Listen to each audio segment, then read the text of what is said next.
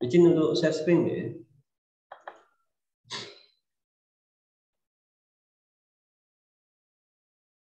Oke. Mohon konfirmasi apakah share screen terlihat di layar kalian? Terlihat. Oke, terima kasih. Langsung saja untuk pembahasan kita mulai ya. Ini soal dikembangkan dari indikator soal yang Pak Andang terima. Di sini sudah ada indikatornya ya. Yang pertama disajikan gambar benda di atas meja dengan perbedaan gaya dan luas bidang tekan. Nah, ada gaya dan perbedaan luas bidang tekan. Ada F dan luas bidang tekan itu adalah A atau area. Terus Didik dapat menjelaskan faktor yang mempengaruhi tekanan pada zat padat. Sebagai contoh, ini saya ambil contoh seperti ini. Ada gambar A, paku A dan paku B. Diberi beban 1000 Newton di A dan 1000 Newton di B.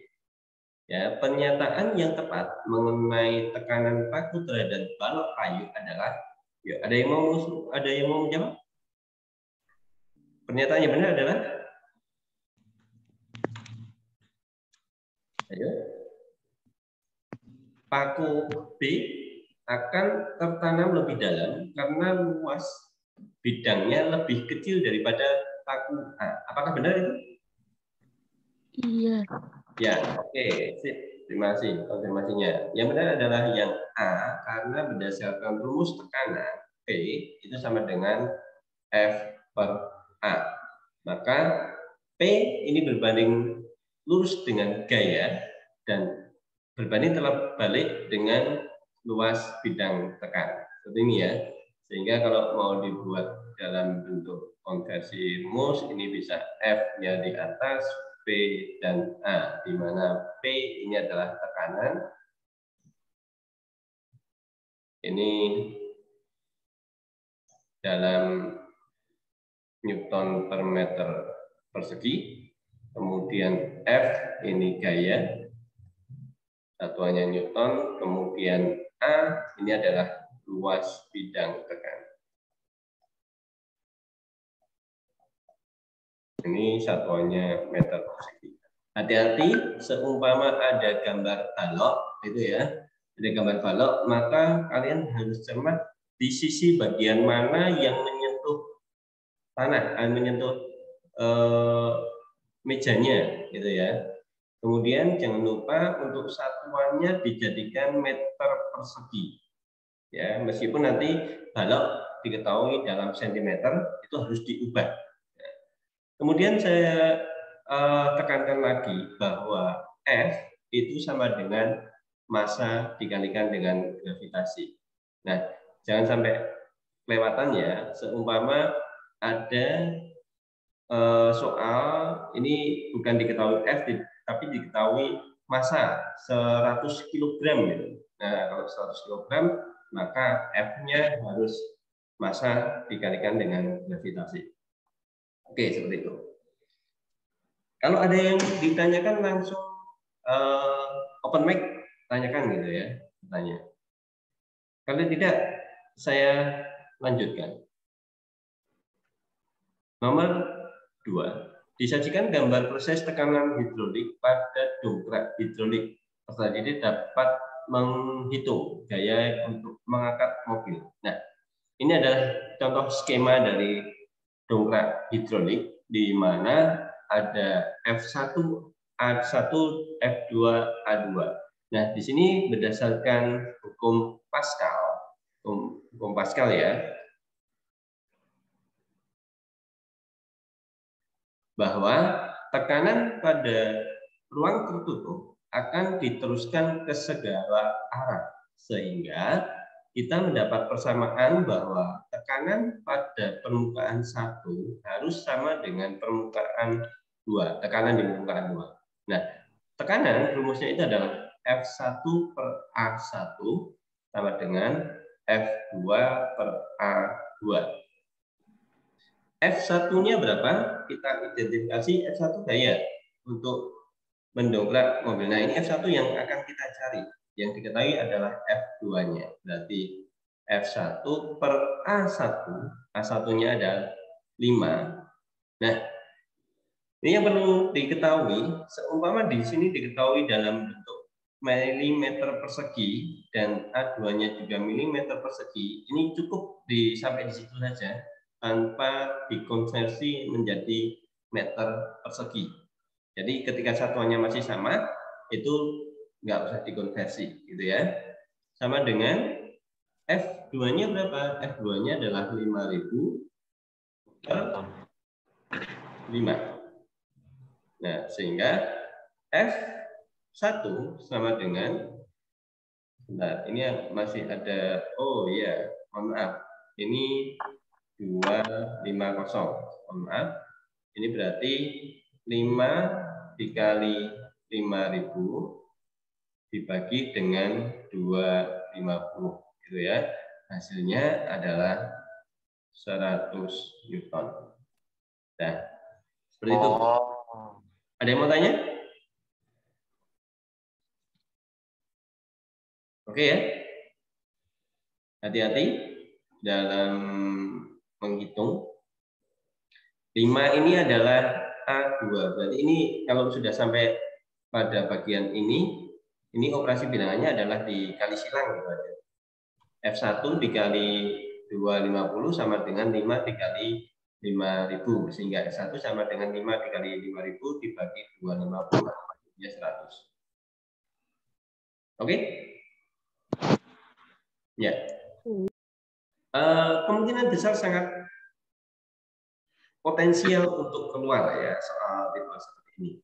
Dan bisa jadi ya mirip-mirip lah, paling cuma beda angka ini. Kita lanjut di nomor 3. Kisi-kisinya disajikan gambar benda berada di danau atau laut dengan kedalaman yang berbeda, jadi dapat membandingkan tekanan hidrostatis. Nah, ini ada penyelam Q dan penyelam P berada pada kedalaman yang berbeda. Nah, yang ditanyakan adalah perbandingan tekanan hidrostatis. Nah, sebelum masuk ke perbandingan tekanan hidrostatis, kalian harus tahu dulu bahwa persamaan tekanan hidrostatis atau pH, pressure hydrostatic, ya, sama dengan hasil kali antara massa jenis rho kalikan gravitasi dikalikan dengan ketinggian rho GH. Nah, saya jelaskan untuk rho ini adalah massa jenis, kemudian G ini adalah gravitasi,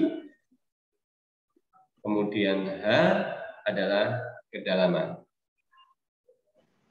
Nah, ini dalam rho, ini kilogram per meter persegi, rho m per p. Oh, maaf, saya ralat.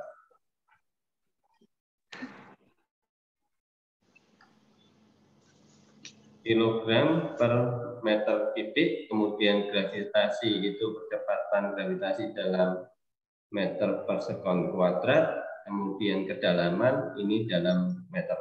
Nah, Pak Anda pesan untuk tekanan hidrostatis ini kedalaman dihitung dari permukaan, jangan dihitung dari dasar, ya, dari permukaan.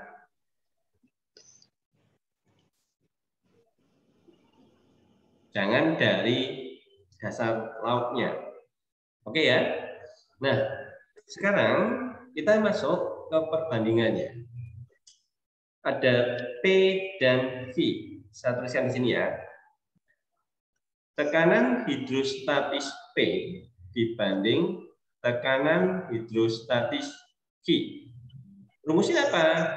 Rho kali G kali H khusus yang di P dibanding dengan rho kali G kali H di titik V.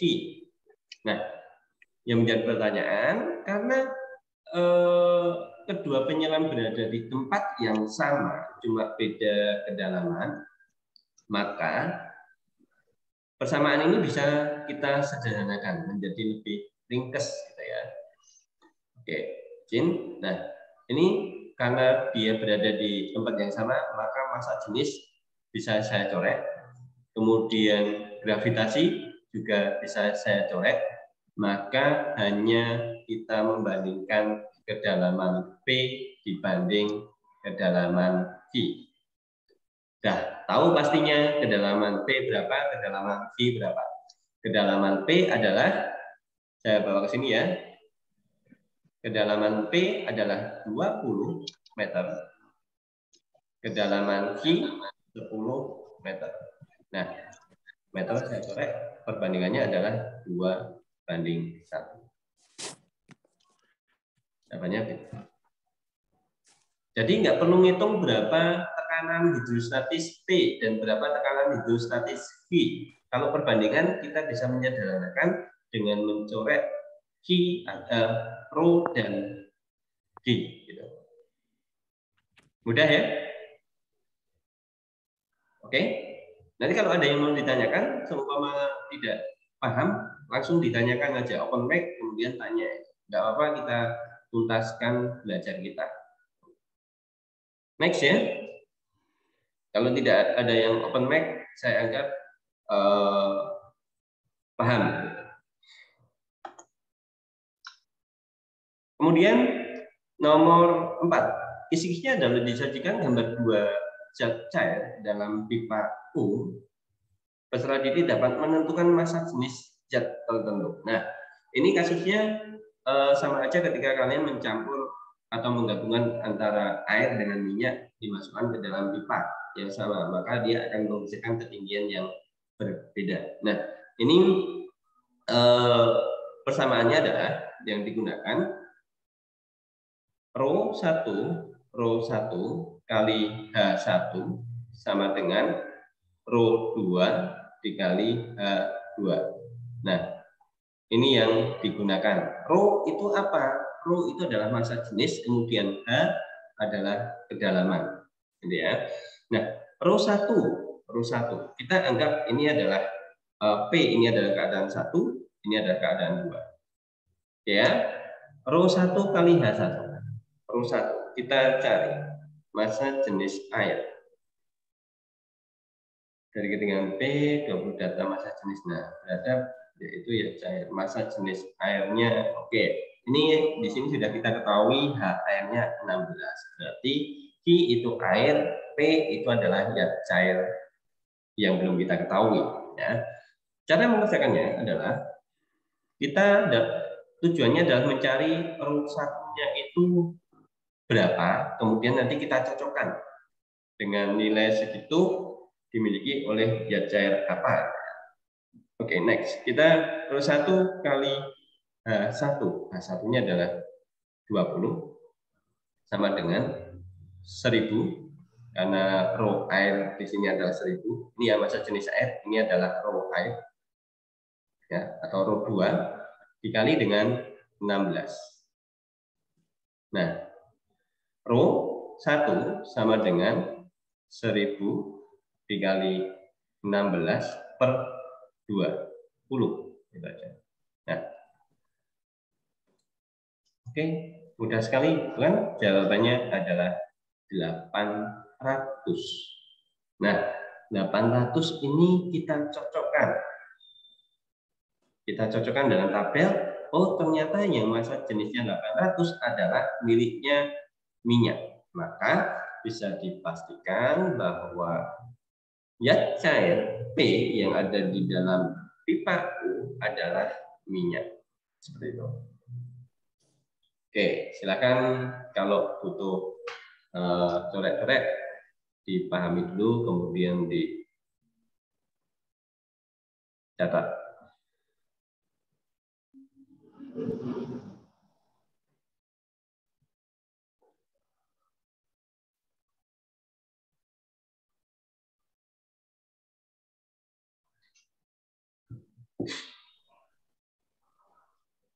Next ya. Insya Allah nanti filenya saya kirimkan ke grup. Ya. Oke, kita lanjut ke nomor 5. Disajikan ilustrasi gambar kapal pengangkut barang. Peserta didik dapat menghitung banyaknya penumpang pada kapal tersebut. Nah, ini soalnya agak rumit ya, karena berkaitan dengan gaya Archimedes FA, kita tuliskan FA itu sama dengan hasil kali antara rho kali gravitasi dikalikan V. V ini adalah volume benda tercelup, gitu ya. Kalau tekanan hidrostatis rho GH, tapi kalau gaya Archimedes itu adalah rho GV, di mana V ini adalah volume benda tercelup. V sama dengan volume benda tercelup.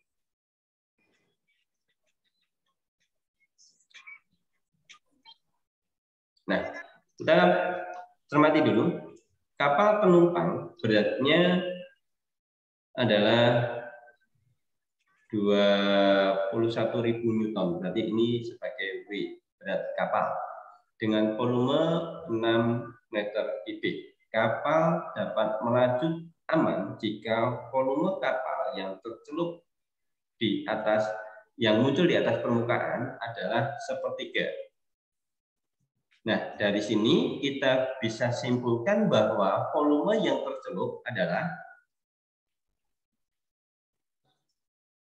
volume tercelupnya sama dengan 3/4 bagian. Itu ya. Nah, kemudian jika massa jenis airnya adalah 1000 dan percepatan gravitasinya adalah 10 dan berat rata-rata setiap penumpang adalah 600 Newton. Maka berapa banyak penumpang yang dapat diangkut secara maksimum agar kapal tidak tenggelam? Karena kalau kelebihan muatan nanti akan tenggelam. Nah, kita bisa menghitung dulu dengan berapa toh daya apungnya si kapal ini terhadap air ya. Itu kita hitung menggunakan gaya Archimedes. FA sama dengan rho kali G kali V. Rho GV. Kita tuliskan rho-nya adalah 1000, kemudian gravitasinya 10, dan volume benda yang tercelupnya adalah 3/4 dikalikan dengan 6. Ini berarti kita dapat berapa ini? Dapat 3, dapat 2. 9 dibagi 2 dapatnya 4,5. 4,5 meter. Nah, di sini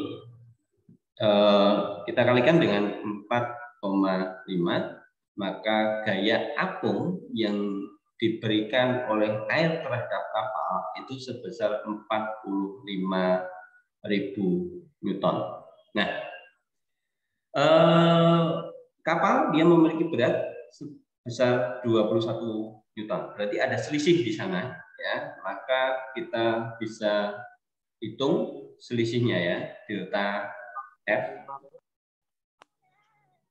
Kita hitung yaitu FA gaya Archimedes dikurangi dengan W kapal sama dengan 45.000 dikurangi dengan 21.000. Ini hasilnya adalah 24.000 Newton. Nah, inilah gaya yang mampu menopang penumpang. Nah, untuk jumlah penumpang berarti kita harus membaginya dengan 600, ya. Berarti jumlah penumpang sama dengan 24.000 dibagi dengan 600 sama dengan berapa ini? 40. Ya, 40. Ya. Benar ya, 40 chip. Nah, berarti kapal tersebut hanya mampu mengangkut orang maksimal 40. Kalau lebih dari 40 ketambahan 1 orang aja, maka kapal bisa tenggelam. Seperti itu. Oke? Silakan bisa screenshot, bisa dicatat, nggak apa-apa. Oke. Next ya. Dan insya Allah nanti insya Allah saya bagikan filenya. Next, disajikan grafik tekanan udara di berbagai tempat. Peserta didik dapat menentukan selisih ketinggian Nah, ini terkait dengan hukum apa ya istilahnya? Tekanan udara. Tekanan udara itu untuk 1 atmosfer. 1 atmosfer itu bernilai 76 cm kaki. Ya, ini berarti 1 atm. Itu bernilai 76 cm kaki. Nah, lokasi K ini berada di permukaan air laut. Di atas air laut. Jadi pas di atas air laut itu tekanan udaranya adalah 76 cm kaki. Nah, ketika naik 100 meter, saya tambahkan di sini ya. Ketika naik 100 meter, maka tekanannya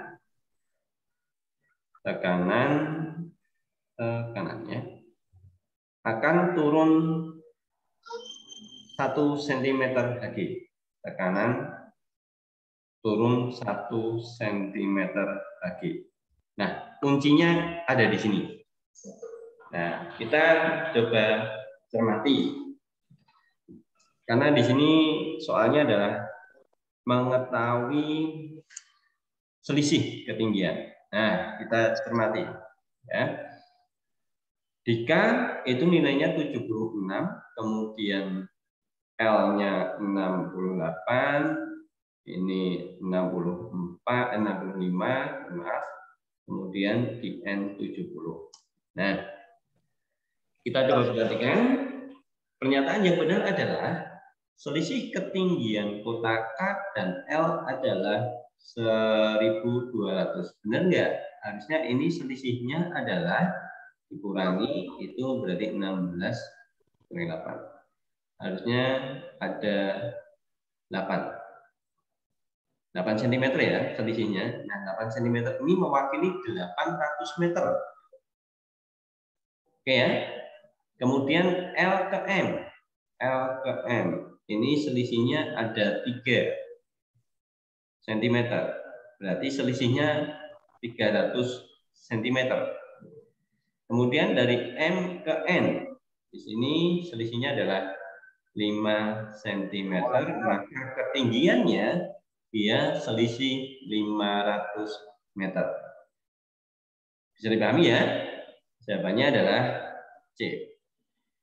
Kuncinya adalah ketika tempat naik 100 meter, maka tekanan akan turun 1 cm kaki. Oke, next. Nomor 7. Disajikan tekanan darah tinggi, hipertensi, berarti dapat menjelaskan tekanan darah orang dalam kondisi tertentu. Nah, di sini ada infografis. Sebentar, infografisnya. Nah, seperti ini. Orang normal itu berarti tekanannya adalah 120 per 80. Nah, ini dia di sini ada artinya ya, ada sistol, diastol. Sistol itu adalah tekanan pada saat darah keluar dari jantung.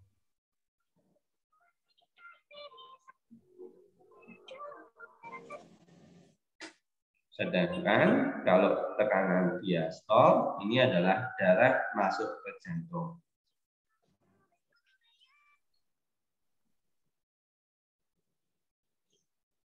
Nah, ini kita cermati di sini ada hipertensi 1 itu antara 130 sampai 139, diastolnya sampai 80 sampai 89. Sedangkan hipertensi 2 ini yang grade-nya lebih tinggi, hipertensi yang beresiko tinggi, itu ada lebih dari 140 untuk sistol dan lebih dari 90 untuk diastol. Nah, pernyataan yang tepat berdasarkan infografis tersebut adalah tekanan darah sistolik adalah tekanan darah pada saat masuk ke jantung. Ini terbalik ya, antara sistol dan diastol ini terbalik. Ya. berarti salah. Ya. Kemudian tekanan darah tinggi ditunjukkan pada angka sistolik 140 dan diastolik 100 mm Hg. Bisa jadi. Kemudian tekanan darah normal ditunjukkan pada angka tekanan 120 dan 120 untuk 80 mm Hg. Nah, pernyataan yang benar yang mana? Yang C atau yang D?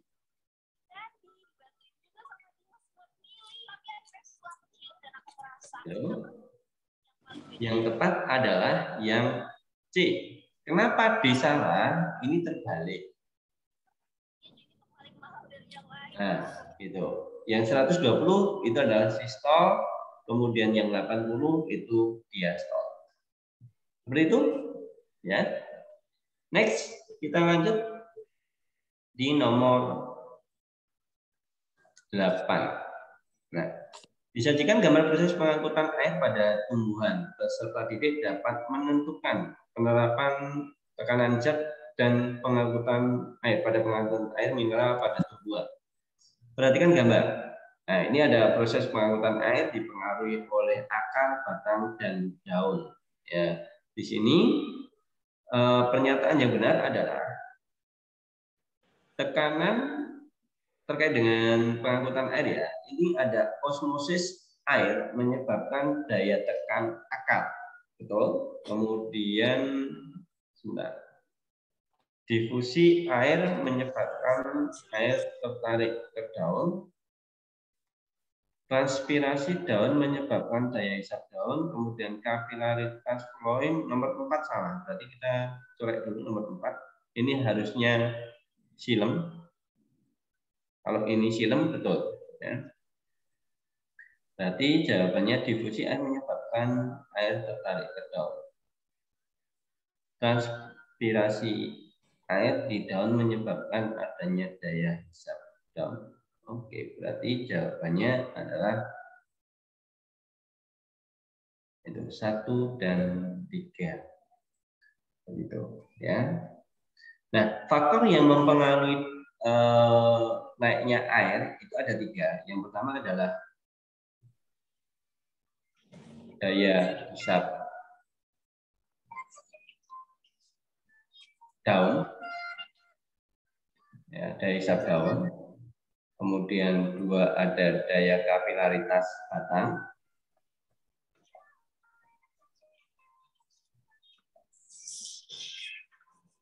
Kemudian yang ketiga adalah daya tekan akar. Ya, ada 3 faktor ini yang mempengaruhi naiknya air dan mineral dari tanah menuju ke daun. Next, kita lanjut di nomor berikut. Disajikan beberapa nama organ pernafasan manusia, peserta dapat mengidentifikasi nama organ sesuai dengan fungsinya. Oke, langsung saja saya jelaskan. Di sini ada rongga hidung.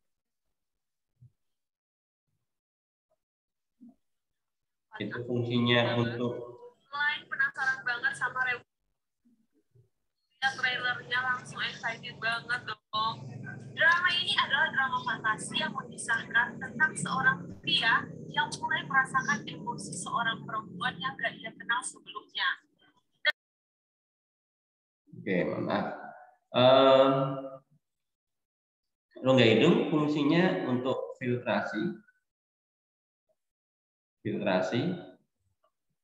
oleh rambut hidung, kemudian penyesuaian suhu, kemudian ada penyesuaian kelembaban. Nah, ini filtrasi oleh rambut hidung, kemudian penyesuaian suhu oleh pembuluh darah, kemudian penyesuaian kelembaban ini oleh lendir, gitu ya. Kemudian ini ada faring ya. Ini ada tenggorokan. Di sini terdapat yang namanya epiglotis. Ini fungsinya untuk agar tidak tersedak gitu ya, mengatur makanan agar tidak masuk ke dalam saluran pernafasan. Kemudian di nomor 3 ini adalah trakea. Ini untuk filtrasi juga bisa di sini. Untuk filtrasi. Kemudian di nomor 4 ini ada bronkus. Kemudian ini cabang yang biru lagi, ini adalah bronkeolus, saya tambahkan. Bronkeolus, kemudian dia bermuara di nomor 5. Di nomor 5 ini kalau nanti ada gambar-gambar bulatan-bulatan seperti ini, nah inilah yang dimaksud dengan nomor 5. Ini adalah alveolus. Kemudian di nomor 6 ini adalah diafragma. Nah, alveolus ini untuk pertukaran antara CO2 bertukar dengan O2. Nah, saya kok memperkirakan itu yang paling potensial untuk tumor yang ini. Nah, organ pernafasan yang berfungsi sebagai penyaring udara dan tempat pertukaran gas. Nah, pertukaran gasnya ada di nomor 5, penyaringannya ada di nomor 1. Nanti jelas jawabannya adalah A. Oke ya. Next kita lanjut berikutnya.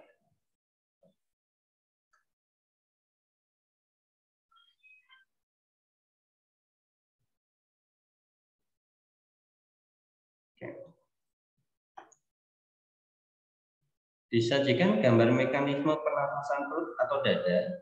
Peserta didik dapat menjelaskan urutan mekanisme inspirasi atau ekspirasi. Nah, ada gambar di sini, gambar yang sebelah kiri ini udara masuk, berarti ini adalah fase inspirasi.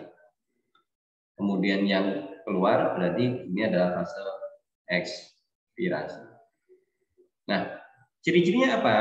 Ini ya jelas ya, diamati dari gambar, yang volume paru-parunya membesar, tekanannya mengecil, kemudian otot diafragmanya dia mendatar. Ini saya tuliskan di sini adalah ruas rusuk terangkat. Ini diafragma mendatar.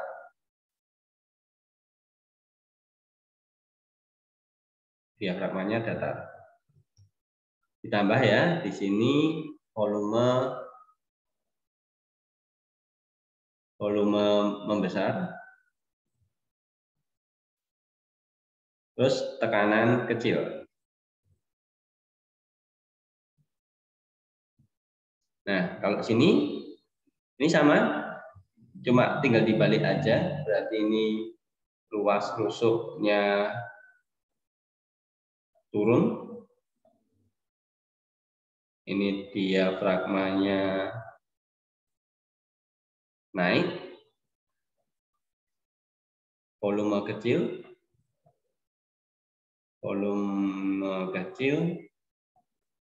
tetapi tekanan besar.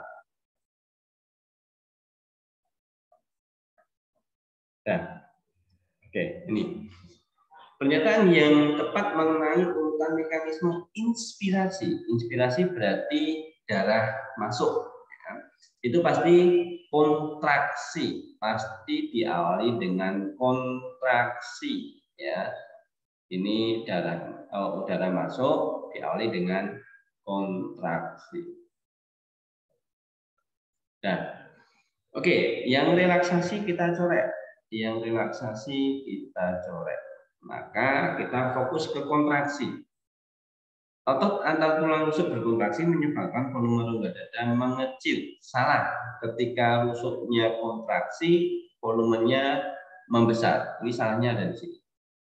Ya. Otot diafragma berkontraksi menyebabkan tekanan udara di dalam paru-paru mengecil sehingga udara. Nah, ini yang oke. Gitu ya. Jadi harus hati-hati, bisa dicermati pada gambar dan keterangannya. Kita lanjut di nomor 11. Disajikan grafik, ya udah grafiknya seperti ini. Mungkin ada grafik yang lain ya. Kita cermati di sini. Kapasitas vital. Kapasitas vital itu adalah dihitung semua tanpa residu. Residu itu adalah yang di bagian D. Ini adalah residu. Kapasitasnya adalah 1000 ml. Kemudian saya jelaskan langsung ya. Yang A ini adalah udara komplementer. Ini volumenya 1500. Kemudian yang C ini adalah udara suplementer. Ini juga 1500. Apa bedanya? Komplementer ini adalah cadangan masuk, sedangkan suplementer itu adalah cadangan keluar, cadangan inspirasi dan cadangan ekspirasi. Kemudian yang B ini adalah udara atau volume udara tidal. Ini volumenya kecil. Ini adalah nafas biasa. Jadi ketika kita nafas biasa itu 500. Kemudian yang E ini adalah kapasitas vital. Yang F ini adalah kapasitas total. Volumenya berapa? Nah, ini adalah volumenya 3.500, sedangkan kapasitas total ini adalah 4.500. Nah, oke, seperti itu. Dicermati ya. Kita lanjutkan di nomor berikutnya. 12, ini disajikan infografis tentang dampak penggunaan vape. Seperti ini. Pernyataan yang tepat berdasarkan infografis tersebut adalah rokok elektrik atau vape lebih aman digunakan dibandingkan dengan rokok tembakau. Saya kira nggak aman, ya, karena sama-sama memberikan efek yang sama, karena di sana ada benzen, ada nikotin, dan ada propilen glikol. Itu adalah zat kimia yang bisa mengakibatkan timbulnya penyakit ya, dalam sistem pernapasan si penggunanya. Oke, ini salah. Kemudian kandungan kimia berbahaya pada rokok tembakau tidak terdapat pada rokok vape. Nggak mungkin, karena di situ ada nikotin dan benzennya. Itu juga terkandung dalam rokok tembakau. Jadi nggak mungkin. Kemudian kandungan kimia berbahaya rokok vape hanya dapat menyebabkan iritasi pada hidung. Enggak, karena di sini ada karsinogenik, ya, mengakibatkan kanker. Kemudian nikotin, ini serangan jantung, efek lain denyut nadi dan tekanan darahnya meningkat, serta menurunkan daya tahan tubuh.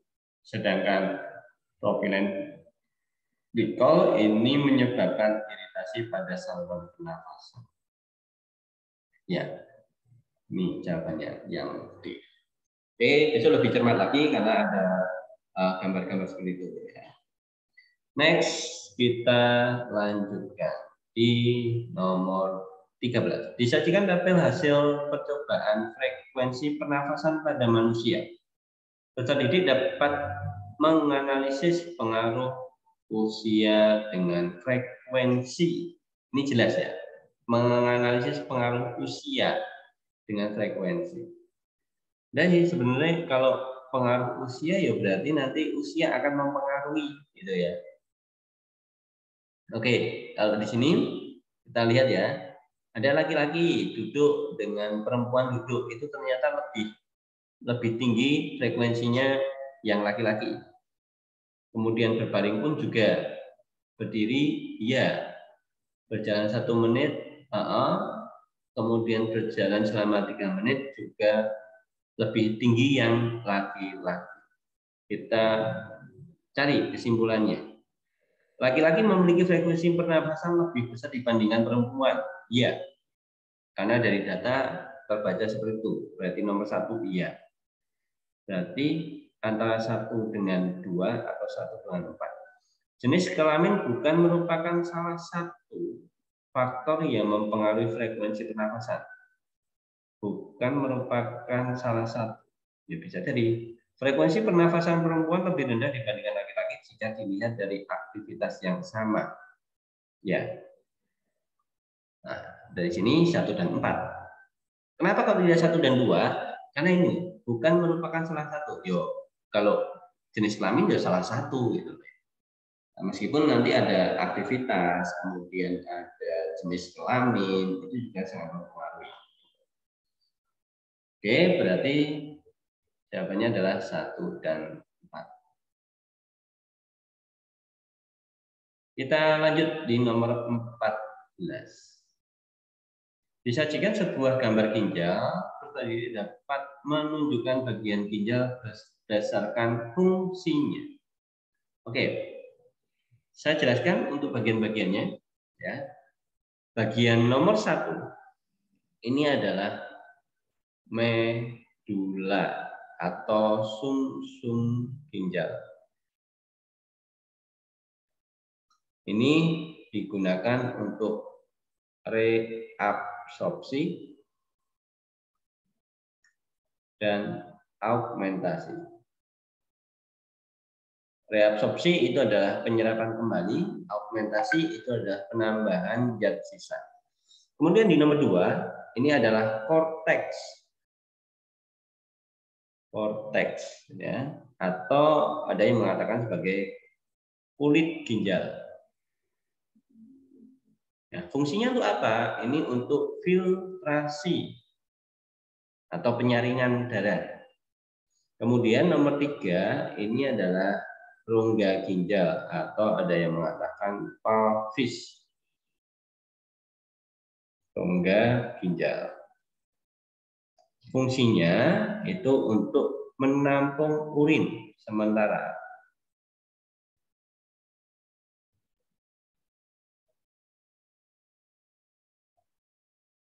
Oke, menampung sementara. Kemudian nomor 4 ini adalah ureter. Ini adalah saluran kencing. Saluran urin ke kantong kemih.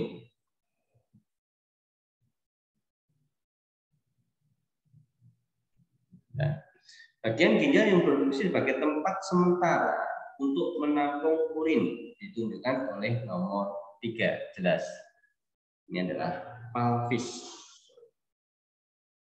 Oke, next, berikut di nomor 15. Dicermati gambar ginjal tidak serta-merta seperti ini. Ada gambar ginjal yang lain yang jelas ada 3 bagian. Ada bagian kulit, sumsum, dan rongga ginjal. Gitu ya. Next, bagian nomor 15. Disajikan bagian pemecahan eritrosit. Peserta didik dapat menjelaskan proses pemecahan sel darah. Pernyataan yang tepat berdasarkan gambar berikut adalah, ini adalah jelas ada sel darah merah, kemudian ketika sudah rusak akan dipecah membentuk hemoglobin.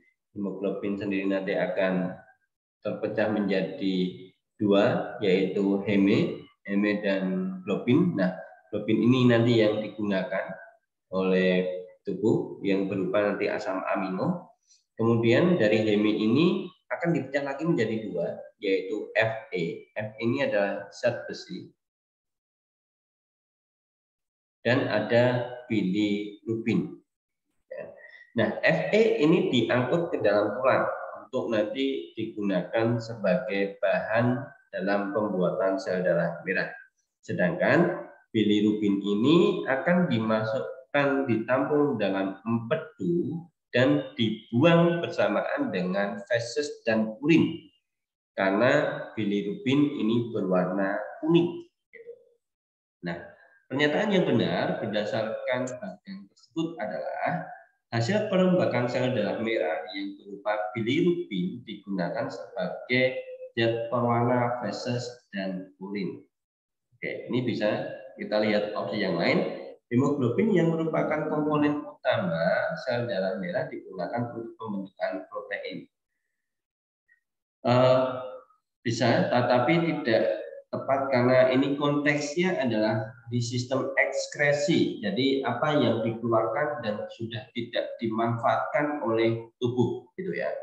Asam amino yang terbentuk dalam sel perombakan sel darah merah akan dikeluarkan bersamaan dalam urin. Mungkin ya, nggak mungkin. Kemudian zat besi akan digunakan sebagai bahan utama dalam pembentukan protein. Tidak, itu ya. Zat besi nanti digunakan dalam membentuk sel darah merah lagi. Oke, kita lanjutkan di nomor 16. Disajikan gambar kulit, peserta didik dapat menunjukkan bagian kulit dan fungsinya. Nah, kalau kulit ini saya condong karena ini konteksnya adalah sistem ekspresi, maka saya lebih menekankan pada sini. Ini adalah kelenjar keringat.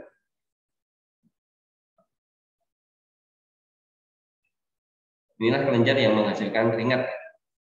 Bagian kulit yang berfungsi sebagai sistem ekspresi. Nah, yang berfungsi sebagai sistem ekspresi adalah ya kelenjar keringatnya. Gitu. Kalau nomor 2 ini adalah pori-pori.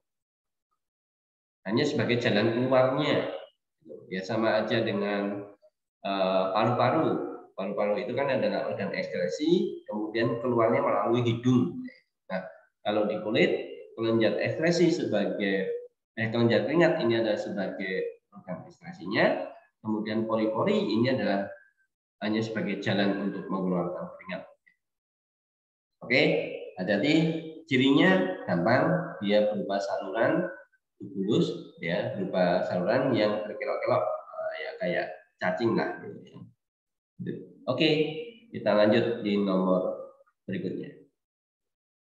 16, disajikan informasi pengaturan suhu panas dan dingin. Bisa dapat menganalisis pengaturan suhu. Perhatikan teks informasi berikut. Ya, saat tubuh terpapar suhu panas dari lingkungan sekitar akan ada sinyal yang dikirim ke hipotalamus sehingga memicu pengeluaran keringat dari kulit. Berkeringat merupakan mekanisme tubuh untuk mendinginkan tubuh sambil mengeluarkan panas melalui evaporasi keringat. Pada saat terpapar suhu dingin, tubuh akan membuat otot rangka berkontraksi. Ini harusnya bukan otot rangka sih, otot rambut ya harusnya. Otot-otot rambut berkontraksi sehingga untuk memproduksi, oh ya bolehlah, ini untuk memproduksi panas ya. Untuk memproduksi panas. Selain itu otot elektrofili. Nah ini otot yang ada di rambut akan menarik folikel rambut sehingga panas terperangkap dalam tubuh. Ya, itu menjadi lebih hangat ya. Jadi terkait pernyataan ada manusia akan membuat otot-otot rangkanya berkontraksi saat suhu dingin untuk memproduksi panas sebagai mekanisme termoregulasi. Hal ini yang mungkin terjadi sebagai meringkuk, sebagai meringkuk atau menggigil. Ya. Pernyataan yang tepat sesuai teks informasi di atas adalah saat tubuh terpapar suhu panas dari lingkungan sekitar akan ada sinyal yang dikirim ke hipotalamus untuk memicu pengeluaran keringat. Ya, jelas ya. Ini manusia akan membuat otot rangkanya berrelaksasi, salah, harusnya berkontraksi. Berkeringat merupakan mekanisme tubuh untuk memanaskan, salah. Saat terpapar suhu dingin dari lingkungan sekitar, tubuh akan membuat otot-otot rangka berrelaksasi, juga salah. Ya. Oke, yang benar adalah opsi A. Alternatif yang lain, ketika suhu panas itu kalian lebih banyak berkeringat, sedangkan kalau suhu dingin akan lebih banyak mengeluarkan air kencing, kayak gitu ya. Karena pori-pori tertutup, maka pengeluarannya akan dialihkan melalui air kencing. Seperti itu. Next kita lanjut di nomor 16. Disajikan gambar nefron. Nah ini adalah gambar unit terkecil dari penyusun ginjal. Urutan proses pembentukan urin. Ini adalah filtrasi, reabsorpsi, augmentasi. Filtrasi itu ada di nomor, lebih tepatnya ada di sini sih. Ya. Ini untuk filtrasi. Nomor 1, reabsorpsinya ada di nomor 5, dan augmentasinya ada di nomor 6. Nah, ini sudah urut, nggak boleh terbalik. Ya. Batasannya apa? Glomerulus itu ada di sini. Ya, ada di lingkaran ini. Kemudian dari situ ada saluran yang lebih dekat ke glomerulus sampai ini, sampai lengkung Hendle. Ini adalah tubulus proksimal. Kemudian nomor 6 ini adalah tubulus distal. Ya, kita tuliskan ya.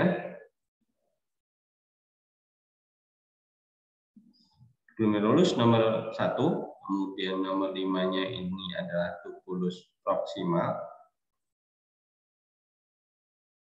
Kemudian nomor 6 ini adalah tubulus distal. Nomor 4 ini adalah tubulus kolektivus.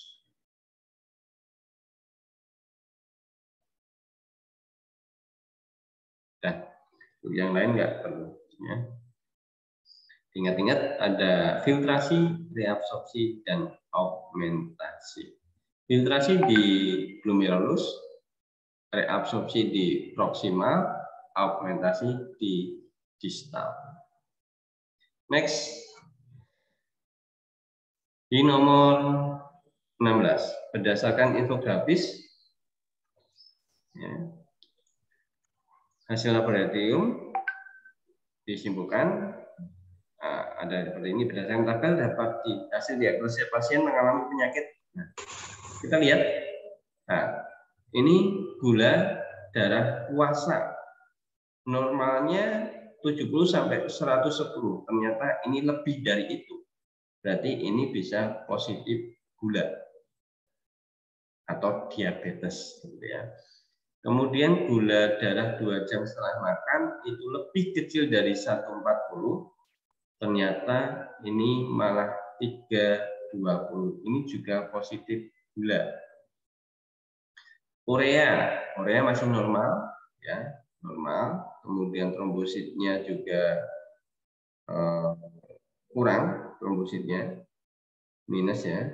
Kemudian hemoglobinnya juga kurang. Nah, dari sini dapat diketahui.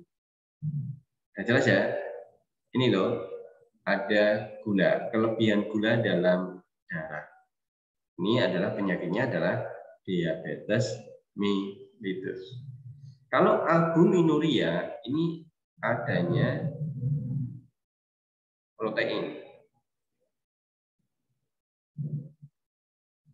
dalam urin. Kemudian hematuria ini adanya darah dalam urin. Diabetes insipidus ini terlalu banyak urin.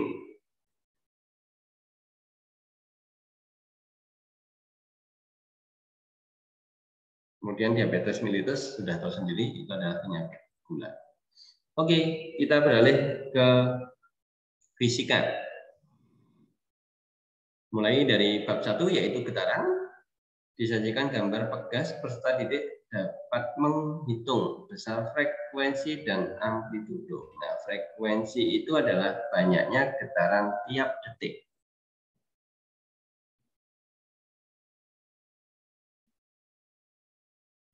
Banyak getaran tiap detik.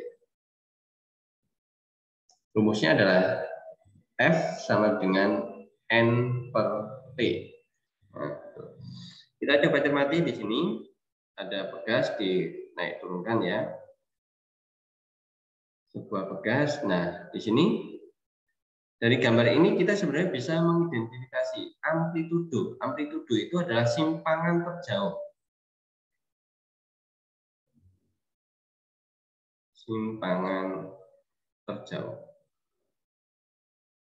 dari titik seimbang, dari titik seimbang. Nah, titik seimbangnya ada di V. Ini adalah titik seimbang.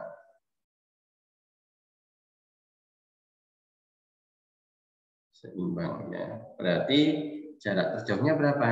Ya, 4 cm. Nah, ya, simpangan maksimum 4 cm kurang tepat. Kemudian amplitudo getarannya bukan, ya. Ini adalah harusnya 4. Kita coba identifikasi, ya. Jika waktu tempuh dari P ke V adalah setengah sekon. Nah, ke P ke V itu berarti seperempat getaran. Ya. P ke V ini adalah 0,25 getaran. Ini N, kemudian ini adalah T sama dengan 0,5. Kita hitung frekuensi adalah banyaknya getaran dibagi dengan waktu 0,25 dibagi 0,5. Nah, itu. Ini dapatnya 0,25 dibagi 0,5.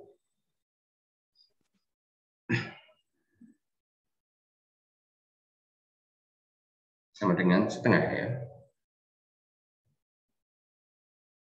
Yes. Oke, kemudian periode tinggal dibalik aja. T per N sama dengan 0,5 dibagi 0,25 sama dengan 2 sekon. Oke. Nomor 1 salah, nomor 2 benar. Berarti kita bisa menyimpulkan jawabannya adalah yang 2 dan 4. Ya, simpangan maksimum itu adalah amplitudo, jarak terjauh. Next, ya. Nah, ini ada percobaan. Isinya apa? Disajikan gambar dan data hasil percobaan, peserta didik dapat menentukan pernyataan yang benar tentang faktor yang mempengaruhi getaran. Faktor yang mempengaruhi getaran ini bisa kita simpulkan adalah panjang tali. Nah, oke.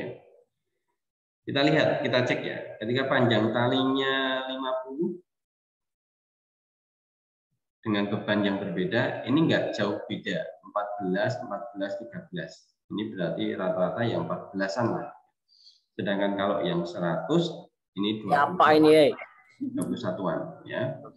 Maka dapat kita simpulkan bahwa semakin panjang tali, periode getaran akan semakin besar, betul. Semakin panjang tali, frekuensi getaran semakin besar. Ini salah, harusnya semakin kecil. Kemudian masa beban tidak mempengaruhi besar periode, ini betul. Mau bebannya ditambah, nggak ngaruh. Gitu, ya. Otomatis jawabannya adalah 1 dan 3. Oke, next di soal berikutnya. Masih terkait dengan getaran, jika periode adalah waktu yang dibutuhkan untuk melakukan 1 kali ayunan, maka berdasarkan gambar dan tabel, kelompok peserta didik membuat simpulan sementara. Kesimpulan yang benar adalah, oke, KLMN, panjang talinya berbeda, masa panjangnya berbeda. Semakin panjang tali mempengaruhi periode ayunan. Ngaruh nggak? Ya. Ketika panjang talinya berubah, waktunya berubah. Tetapi ketika panjang talinya sama, waktunya sama. Berarti 1 ya. Masa bandul tidak mempengaruhi periode ayunan. Ya, masa bandul tidak mempengaruhi. Artinya ini ada 10, 10, 10, 0,10, 0,10, 0,10, ternyata ini berbeda. Berarti 2 salah. Udah, ini aja. Nah, selesai toh. Cara mengerjakannya lebih enak kayak gitu. Next, ya. Berikutnya di nomor 23. Nah, di sini hati-hati ya. Saya pesan karena variabelnya sangat banyak sekali. Yang ditanyakan adalah cepat rambat gelombang. Rumusnya ada macam-macam. Ada V sama dengan lambda dikalikan frekuensi, atau V sama dengan lambda dibagi periode, atau V sama dengan S per T. Jadi panjang keseluruhan dibagi waktu keseluruhan. Nah, cepat rambatnya adalah berapa? Kita perhatikan. Ini panjang yang diketahui L, ya. L-nya ini adalah 10 cm. Ini adalah satu gelombang, ya, dari lembah ke lembah. Ini berarti satu gelombang. Maka ini kita bisa menyimpulkan bahwa lambdanya juga 10 cm. Nah, saya tanya, ada berapa gelombang ini? Cek ya, di gambar ada 1, 2, setengah. Berarti panjang keseluruhan adalah 25 cm. Dengan waktunya adalah, atau ini saya bukan L tapi S gitu ya. Nah, panjang keseluruhannya adalah 25, kemudian waktu keseluruhannya adalah 1. Maka V sama dengan S per T sama dengan 25 per 1. Sama dengan 25 cm per sekon. Jawabannya D. Pak, kalau cari pakai frekuensi lambda dibagi frekuensi bisa nggak? Bisa. Ya, tapi harus nyari frekuensi dulu. Frekuensi adalah banyaknya getaran dibagi waktu. Nah, banyaknya getaran adalah 2,5, 2,5 ya, dibagi 1. Maka hasilnya adalah 2,5 S. Kemudian lambdanya berapa? Lambdanya adalah 10. Nah, kita gunakan rumus itu. V sama dengan lambda dikali frekuensi, sama dengan lambdanya 10. Mohon maaf. Kemudian frekuensinya 2,5. Hasilnya juga sama, akan menghasilkan 25. Oke. Tinggal jeli mengamati persamaan mana yang lebih baik digunakan dan lebih mudah dalam menghitung. Itu ya. Next, 24. Ya. Pernyataan yang benar mengenai sifat bunyi ditunjukkan oleh sifat bunyi. Bunyi merupakan gelombang longitudinal. Ya. Bunyi dapat merambat di segala tempat. Bunyi merambat memerlukan medium. Ya. Bunyi tidak berasal dari benda yang bergetar. Salah. Ya. Bunyi itu bergetar berasal dari benda yang bergetar. Kemudian bunyi tidak dapat merambat di semua tempat. Dalam hal ini di luar angkasa ini bunyi tidak dapat merambat, gitu ya. Berarti jelas jawabannya. Berikut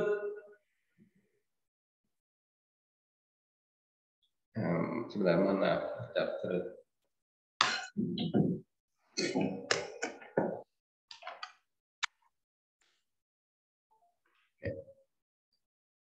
kita lanjutkan. Seseorang berada di antara dua tebing. Orang tersebut mengeluarkan bunyi yang dapat dipantulkan oleh kedua tebing. Dari bukit O, bunyi dipantul terdengar 1 detik. Ini S-nya sama dengan 1. Kemudian setelah disusul 1 detik, setengah detik kemudian oleh bukit B. Berarti S-nya ini adalah 1,5. Nah, jika percepatan bunyi di udara adalah 340, maka jarak antara tebing O dan tebing Q. Nah, kalau yang ditanya jarak tebing O dan tebing Q, solusinya ada 2 solusi. Kalian menghitung dulu jaraknya ini berapa, terus ditambah jarak ini berapa. Nah, ngitungnya satu-satu. Tapi ada yang lebih mudah. Kita pakai rumus S sama dengan V kali T dibagi 2. Nah, kita pakai itu karena ini bunyi pantul harus dibagi 2 ya. Ini bunyi pantul harus dibagi 2. V-nya berapa? V-nya 340 dikali. Nah, T-nya pakai yang mana, Pak? Apakah T dari O atau T dari P? Nah, karena yang ditanyakan adalah jarak antara O dan P, maka T-nya itu dijumlahkan langsung saja.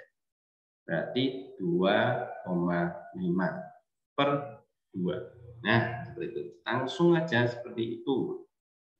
Hasilnya adalah 170 dikali dengan 2,5. Hasilnya adalah 425 meter. Nah, seperti itu.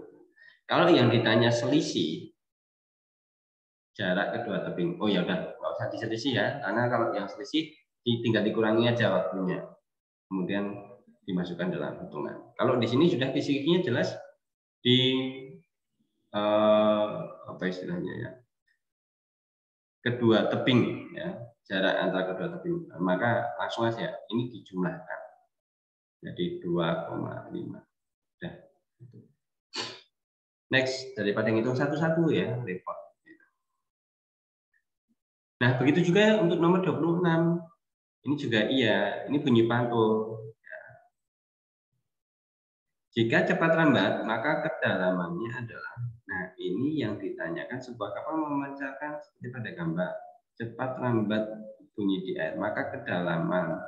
Nah, ini soal agak ambigu, yang ditanyakan itu kedalaman R atau kedalaman S, atau selisih kedalaman. Kita cek. Saya mampu menghitung kedalaman. Ya udah, kalau kedalaman berarti kita gunakan S sama dengan V kali T dibagi 2. Sama kasusnya dengan yang suara tadi ya. Ini berarti 1.500 dikalikan, saya hitung yang di R atau jarak R-nya dulu ya. R-nya adalah 3,5, waktunya 3,5 dibagi 2. Seperti itu. Ya. Berarti hasilnya adalah 1.500 dikalikan dengan 3,5 dibagi 2 adalah 2,625. Ternyata nggak ada ya. Apakah yang ditanyakan S-nya ya, kedalaman SS, kedalaman S-nya sama dengan V kali T dibagi 2, 1.500 dikali 2 per 2. Ini saya coret aja, maka hasilnya adalah 1.500. Ada nggak itu? Oh ada, berarti bisa jadi yang ditanyakan adalah S-nya, ya kedalaman S-nya. Seperti itu. Atau kalau mau menghitung selisihnya, yuk tinggal dikurangi aja. Seperti itu ya, kita lanjutkan. Nah ini resonansi. Percobaan resonansi pada garpu tala. Oke. Mohon maaf. Soal ini nggak usah dibahas karena kalau kisi-kisinya sangat simpang jauh ya. Disajikan ilustrasi percobaan resonansi pada garpu tala. Peserta didik dapat menganalisis faktor timbulnya resonansi. Tak kasih clue ya. Resonansi terjadi jika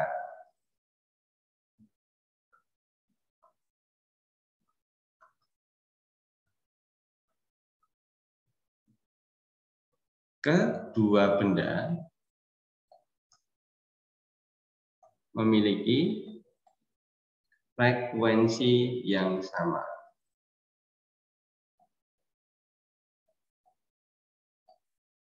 Nah, kuncinya ini, frekuensi yang sama. Jadi seumpama ada benda garpu tala, frekuensinya 120 digetarkan. Maka garpu tala lain yang ikut bergetar adalah garpu tala yang memiliki frekuensi 120, kayak gitu. Kalau yang tidak sama, maka dia tidak ikut bergetar. Gitu ya. Oke, ini enggak nomor 27 kita skip, cuma saya beri catatan ini. Resonansi terjadi jika kedua benda memiliki frekuensi yang sama. Nah, mudah sekali itu. Nanti besok mungkin gambar gambar Galbutala 4 atau berapa itu. Kemudian di situ ada nilai frekuensinya berapa. Nah, kemudian ada Galbutala lain digetarkan, maka yang ikut bergetar adalah Galbutala ini karena memiliki frekuensi yang sama. Next, kita lanjut di nomor 28. Ini terkait dengan percobaan tentang sifat-sifat cahaya. Sifat cahaya yang dapat dibiaskan ditunjukkan oleh nomor 4. Pasti ya. Nomor 1, ini merambat lurus. Kemudian nomor 2, ini menembus benda bening.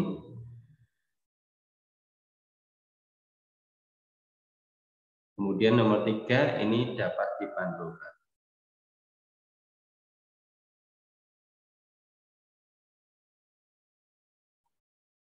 Nah, berikut di nomor 29. Disajikan tabel data tentang jumlah bayangan. Peserta didik dapat memprediksi jumlah bayangan. Nah, untuk menentukan jumlah bayangan, itu ada rumus yang digunakan. Jadi, N sama dengan 360 per alfa min 1, di mana N ini adalah jumlah bayangan. Kemudian alfa ini adalah sudut antara dua cermin. Nah, contohnya seperti ini. Jika sudut kedua cermin terbentuk tersebut kemudian ditambahkan 48, maka jumlah bayangannya berapa? Nah, kita harus menentukan sudut ini berapa. Dengan kita hitung, ini bayangannya ada 4, 1, 2, 3, 4. Maka 4 sama dengan 360 per alfa min 1. Nah, ini berarti alfa sama dengan 360 per 5. Benar ya? 360 ya. 360 per 5 sama dengan 72 derajat. Nah, kemudian kita hitung berapa jumlah bayangan yang terbentuk dengan cara N yang kedua sama dengan 360 per alfa. Alfanya itu adalah 72 ditambah 48 min 1. 360 per ini berarti 120 min 1 sama dengan 3 min 1. Hasilnya adalah 2. Nah, jadi setelah ada perubahan itu menghasilkan bayangan menjadi lebih sedikit. Artinya semakin sempit sudut yang terbentuk, maka bayangannya akan semakin banyak. Kalau sudutnya lebar, bayangannya sedikit. Kalau nanti berhadapan, kedua cermin saling berhadapan, maka bayangannya tidak dapat dihitung. Itu ya, tak terhitung. Banyak banget. 30. Disajikan data jarak. Nah, bayangan pada cermin cekung. Peserta dapat menyimpulkan jarak fokusnya berapa. Nah, ini yang berdiri tegak ini adalah sebagai benda, kemudian yang terbalik ini adalah sebagai bayangan. Nah, cara menghitungnya adalah untuk mencari fokus per F sama dengan 1 per SO ditambah 1 per SD. Per F sama dengan 1 per 30 ditambah dengan 1 per 60. Per F sama dengan, kita samakan bentuknya, ini dapat 2 plus 1. Berarti per F sama dengan 3 per 60. F-nya tinggal dibalik 60/3. Hasilnya adalah 20 cm. Berarti fokusnya ini bernilai 20 cm. Nah, 20 cm. Berarti yang 60 salah. Sifat bayangannya adalah, nah ini benda di ruang 2, bayangan di ruang 3. Sifatnya adalah nyata, terbalik, diperbesar. Kenapa diperbesar? Karena ya jelas ukurannya aja udah beda ya, jadi lebih besar gitu.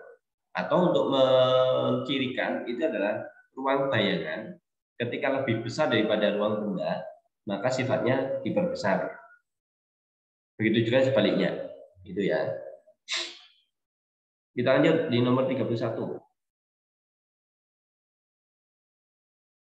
Oke. Nah, ini pada cermin cembung. Peserta didik dapat menentukan perbandingan jarak bayangan pada saat menjauhi. Diketahui jarak benda dengan cermin cembung adalah 8. Berarti ini jaraknya 8 cm. Titik fokusnya 4. Ini fokus, ini udah 24 cm. Jika benda digeser menjauhi cermin sejauh 4 cm, maka perbandingan jarak bayangan sebelum digeser dengan setelah digeser itu berapa? Nah, kita harus ngitung dulu, ya. Ini jarak bayangannya berapa sebelum digeser, kemudian jarak bayangan setelah digeser berapa. Kita hitung dengan 1/f, 1/si sama dengan 1/f dikurangi 1/so. 1/si untuk kasus yang pertama ya. Kasus yang pertama sama dengan 1/-24. Pak, kenapa kok min? Karena ini adalah cermin cembung, maka sifat fokusnya dia min 24 gitu ya. Fokusnya ini saya pindah aja.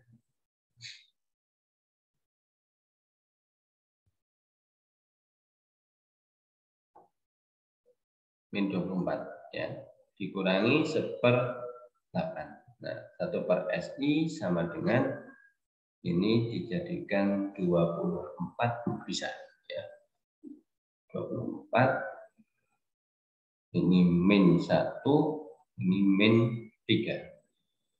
Maka 1/si sama dengan ini jadi min 4/24. Si sama dengan 24/min 4. Hasilnya adalah min 6. Nah, min ini menandakan sifat bayangannya maya. Sifat bayangannya maya. Ini 6.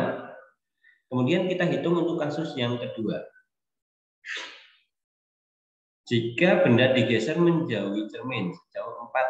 Nah, berarti kita hitung lagi 1/si sama dengan 1/fokusnya min 24 dikurangi 1/12. Nah, 1/si sama dengan ini jadikan 24 dapat min 1 min 2. Hasilnya adalah 1/si sama dengan min 3/24. Maka si sama dengan 24/min 3. Hasilnya adalah min 8. Maka perbandingannya adalah min 6 dibanding min 8 atau 3 dibanding 4. Hasilnya adalah yang C. Ini agak rumit ngitungnya, jadi harus pelan-pelan. Ya. Berikut.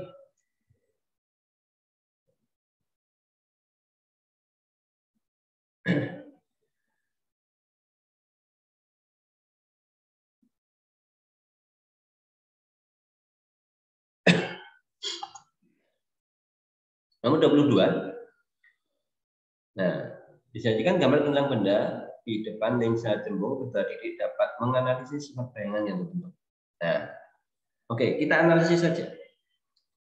Kita harus tahu fokusnya dulu berapa. Jarak fokus Oke. Kita hitung fokusnya dulu. 1 per F sama dengan 1 per SO ditambah 1 per SI. SO-nya ini adalah SO, jarak benda, kemudian bayangan, ini adalah SI. Maka 1 per 10 ditambah 1 per 15. Ini adalah 1 per F. Kemudian dijadikan 1 per F sama dengan jadikan per 30, dapat 2 plus 3. 1 per F sama dengan 5 per 30. Berarti fokusnya adalah 6. Itu ya. Ini dapat nilai, tinggal dibalik 30 per 5, hasilnya adalah 6 cm. Maka fokusnya di sini 6, maka P menjadi 12. Ini juga sama, ini 6, ini P 12. Nah, kita logika aja, kita bermain logika, nggak usah hitung lagi. Jika benda digeser menjauhi lensa sejauh 5, awalnya tadi ini 10. 10 ditambah 5 menjadi 15. Ya. 15 dia berada di ruang 3. Otomatis bayangannya ini akan maju ke ruang 2. Nah, ruang 2 dia bersifat nyata, terbalik, diperkecil. Itu pasti. Kalau nyata terbalik diperbesar itu ada di ruang 3, ruang bayangan 3. Maya tegak diperbesar itu ada di ruang 4. Maya tegak diperkecil itu di ruang 4, tetapi untuk lensa cekung.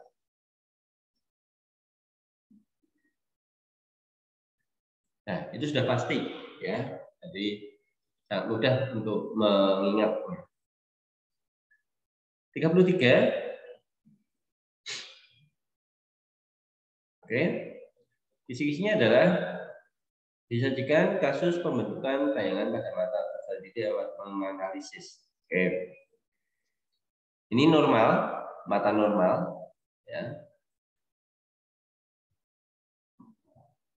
Dia jatuh di depan retina, ini miopi, yang ini hipermetropi. Rabun jauh, ditolong dengan lensa min, yang ini rabun dekat, ditolong dengan lensa plus. Nah, K normal, L miopi, dan M hipermetropi. Sudah jelas ya. Cirinya apa? Ketika bayangan jatuh di depan retina, itu berarti miopi. Nanti ini normal akan dibantu dengan lensa cekung. Nah, kayak ini. Kemudian kalau yang ini lensanya jembut. Nah, plus minus. Nah ya, next berikutnya. Perhatikan gambar pembentukan bayangan berikut. Ini adalah menentukan perbesaran dan sifat bayangan yang terbentuk pada ketinggian berdasarkan ketinggian bendanya. Penggunaan loop. Oke. Terbentuk diketahui tinggi benda yang diamati adalah 4 cm. Berarti ini 4 mm. Maaf, ini adalah 4 mm. Kemudian terbentuk bayangan setinggi 12 mm. Sifat bayangan yang terbentuk adalah, nah perbesaran, yang ditanya perbesaran ya. Perbesaran itu rumusnya adalah M sama dengan HI per HO, atau tinggi benda, mohon maaf, tinggi bayangan dibagi tinggi benda. HI per HO. Ya. Seperti itu. Nanti berapa ini tadi? 12 dibagi dengan 4. Hasilnya adalah 3 kali. Nah, yang 4 kali berarti salah. Kemudian sifat bayangannya adalah tegak, maya, diperbesar. Maya itu adalah bukan bayangan yang sebenarnya. Gitu ya. Kalau nyata dapat ditangkap oleh layar. Berikut yang terakhir, ini adalah disajikan gambar jalannya sinyal pada mikroskop. Peserta didik dapat menganalisis prinsip kerja mikroskop. Nah, ini objek, ya. Kemudian ini adalah lensa objektif, kemudian di sini ada mata pengamat, ini lensa okuler. Nah, saya jelaskan bahwa objek melalui lensa objektif dia akan membentuk bayangan yang bersifat maya, tegak, diperbesar. Maya, tegak, maaf, bukan maya, tapi nyata. Nyata, tegak, diperbesar. Ya, kemudian bayangan yang terbentuk oleh lensa objektif dijadikan benda oleh lensa okuler, sehingga nanti akan terbentuk bayangan yang lebih besar. Nah, prinsip kerja mikroskop yang tepat adalah bayangan akhir mikroskop bersifat maya, terbalik, diperbesar.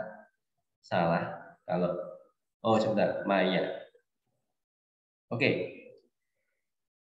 Maya, betul. Maya terbalik, diperbesar.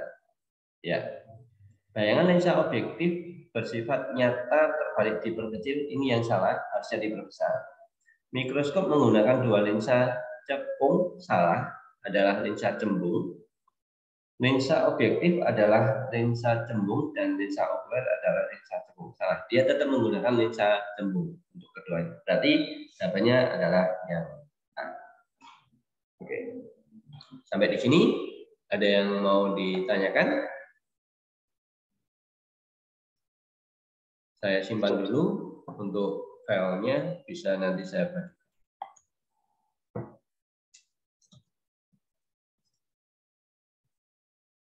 Oke.